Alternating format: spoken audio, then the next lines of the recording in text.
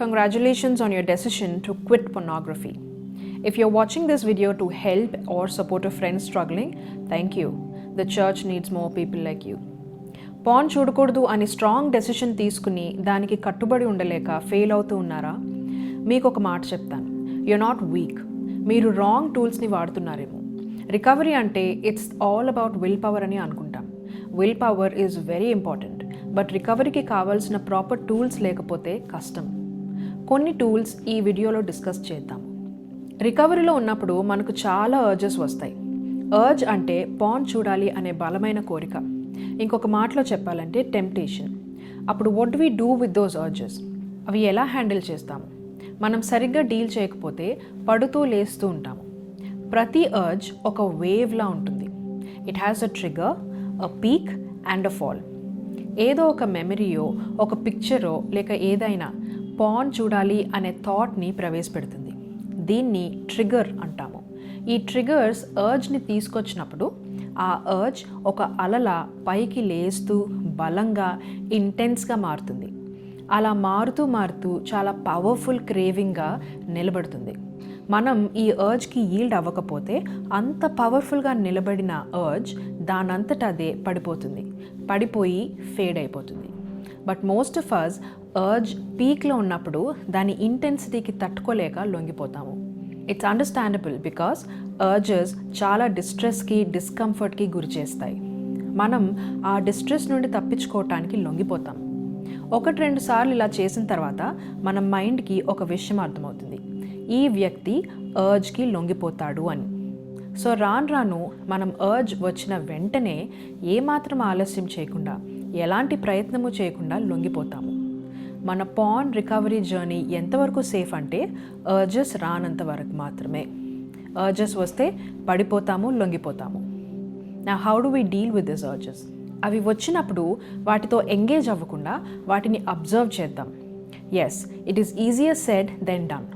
ఒక చిన్న యాక్టివిటీ చేద్దాము టు అండర్స్టాండ్ అర్జెస్ బెటర్. మీ దగ్గర ఏమైనా ఫుడ్ ఐటమ్ ఉంటే దాన్ని తెచ్చుకోండి.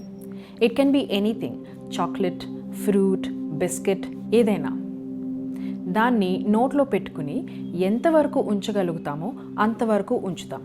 దాన్ని కొరకకుండా, చప్పరించకుండా, అసలు ఏమీ డిస్టర్బ్ చేయకుండా ఉండాలి. ఆబ్వియస్లీ నోట్లో పెట్టుకున్న కాసేపటికి లాలాజలం ఊరుతూ ఉంటుంది. ఆ లాలాజలం కూడా మింగకూడదు. ఆ ఫుడ్ ఐటెంని డిస్టర్బ్ చేయకుండా ఎంతవరకు ఉంచగలుగుతారో చూద్దాం. I'll repeat. Take a piece of food and place it on your tongue and close your mouth. The goal is to not bite it or chew it or swallow even when the saliva keeps accumulating in your mouth. Ready?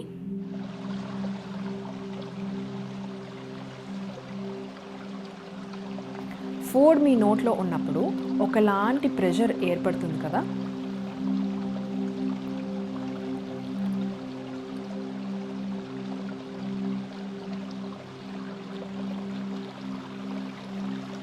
ఇబ్బంది మొదలైందా? మింగేయాలి అనే urge మెల్లగా build అవుతుందా?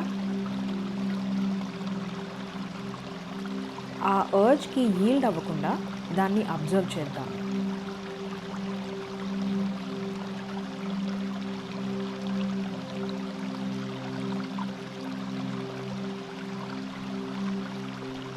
One to 10 రేటింగ్లో మీకు ఇప్పుడు వచ్చే urge ఎంత స్ట్రాంగ్గా ఉందో అసెస్ చేద్దాం.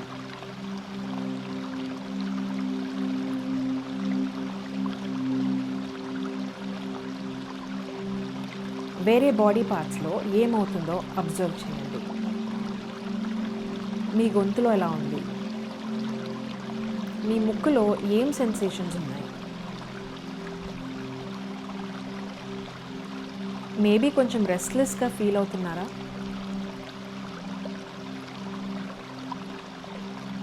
మింగేయాలి అనే ప్రెషర్ బిల్డ్ అవుతుంది కదా, ఆ స్ట్రెస్కి మీ కాళ్ళు షేక్ చేస్తున్నారా? Are you fidgeting?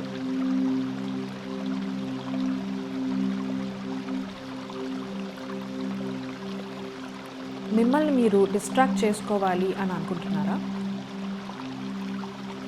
ఈ ఎక్సర్సైజ్ ఆపేయాలి అని ఉందా?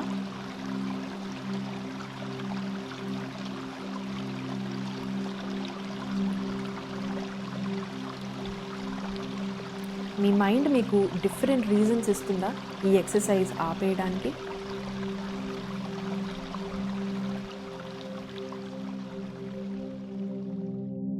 Please continue this exercise for however long you can. ఎంతవరకు ఫుడ్ని మింగేయకుండా డిస్టర్బ్ చేయకుండా ఉన్నారో ఆ టైంని మీకు నచ్చితే కామెంట్ సెక్షన్స్లో పెట్టండి. మీరు ఒక విషయం గమనించారా? మింగేయాలి అనే అర్జ్ చాలా అర్జెంట్గా ఇంటెన్స్గా వస్తుంది, బట్ ఒక పాయింట్ తర్వాత అది వీక్ అయిపోతుంది కదా. ఇంకొక విషయం అర్థమై ఉండాలి, ఇది చాలా అన్కంఫర్టబుల్గా ఉంది కానీ you are safe. Porn urges కూడా ఇలానే పనిచేస్తాయి. అర్జ్ బిల్డ్ అవుతున్న కొద్దీ నేను దీని గురించి ఏదో ఒకటి చెయ్యాలి అనే అర్జెన్సీ క్రియేట్ అవుతుంది. అలాంటప్పుడు don't act, delay, the urge will pass. ఈ యాక్షన్ రిపీటెడ్గా చేస్తే పాన్ అర్జెస్కి మన మీద ఉన్న పవర్ తగ్గిపోతుంది. This is called urge surfing. మనకు రోజులో 24 hours ఉన్నాయి కదా, అందులో ఎంతసేపు మన ఫిజికల్ బాడీని కష్టపెట్టి అలసటకు గురి చేస్తాము? Exercise is a proven tool in supporting pan addiction recovery. అది ఎలా అంటారా? ఎక్సర్సైజ్ మన బ్రెయిన్లో BDNF, brain derived neurotrophic factor లెవెల్స్ని ఇంక్రీజ్ చేస్తుంది. BDNF ఏం చేస్తుంది? మన బ్రెయిన్లో న్యూరోప్లాస్టిసిటీ ఇంక్రీజ్ చేస్తుంది. న్యూరోప్లాస్టిసిటీ అంటే ఏంటి? Our brain's capacity to wire and rewire. ఒక అడవిలో మార్గం ఏర్పడాలంటే గడ్డి మీద రిపీటెడ్గా నడిస్తే ఒక దారి ఏర్పడుతుంది. ఎంత ఫ్రీక్వెంట్గా నడిస్తే అంత వెడల్పుగా, అంత డిఫైన్డ్గా ఆ దారి తయారవుతుంది. పాన్ అడిక్షన్ కూడా ఇలానే జరిగింది. రిపీటెడ్గా ఆ పని చేశాం కాబట్టి మన బ్రెయిన్ అలా వైర్ అయిపోయింది. Addiction is a learned behaviour, అంటే అది మన బ్రెయిన్కి నేర్పిన అలవాటు. Anything that is learned can be unlearned. ఏదైతే నేర్చుకుంటామో అది మర్చిపోవచ్చు కూడా. ఆ నేర్చుకోవటం మర్చిపోవటం అనేది న్యూరోప్లాస్టిసిటీ అనే మెకానిజం వల్ల జరుగుతుంది. ఈ న్యూరోప్లాస్టిసిటీ స్ట్రెంగ్త్ అండ్ లెవెల్స్ని BDNF సిగ్నిఫికెంట్గా పెంచుతుంది. ఎడిక్షన్ నుండి త్వరగా సులువుగా బయటకు రావచ్చు. Without enough BDNF the brain resist change. మరి ఇంకేంటి ఆలస్యం? జనవరి రెజల్యూషన్స్లో భాగంగా జిమ్ మెంబర్షిప్కి డబ్బులు కట్టుంటారు కదా, లెట్స్ గో. జిమ్మే అవసరం లేదు, ఏదైనా ఒక స్పోర్ట్, బ్యాడ్మింటన్, స్విమ్మింగ్, వాలీబాల్, అది కూడా కుదరదు అంటే షూస్ వేసుకుని రన్నింగ్కి వెళ్ళండి. Exercise moderate to high intensity ఉండేలా చూడండి. రన్నర్స్ హై అంటారు, దీని గురించి ఎప్పుడైనా విన్నారా? అంటే బాగా అలసటకు గురి చేసిన ఒక ఎక్సర్సైజ్ సెషన్ తర్వాత చాలా హ్యాపీగా ఫీల్ అవుతాము. మన బ్రెయిన్లో ఎండోర్ఫిన్స్ రిలీజ్ అవుతాయి. ఈ హ్యాపీనెస్ పాన్ ఇచ్చే ప్లెజర్లా ఉండదు. It does not spike and crash. ఈ హ్యాపీనెస్ స్టెడీగా ఇంక్రీజ్ అయ్యి స్టేబుల్గా ఉండి మళ్ళీ గ్రాడ్యువల్గా తగ్గుతుంది. ఈ రన్నర్స్ హై మన బ్రెయిన్కి ఒకటి నేర్పిస్తుంది. పాన్ ఒక్కటే కాదు మనకు ప్లెజర్ని ఇచ్చేది, మరి ఎన్నో న్యాచురల్ సోర్సెస్ ఉన్నాయి. అవి ప్లెజర్ని మాత్రమే కాదు, బట్ ఒక జనరల్ సెన్స్ ఆఫ్ వెల్ బీయింగ్ని క్రియేట్ చేసి సస్టైన్ కూడా చేస్తాయి అని.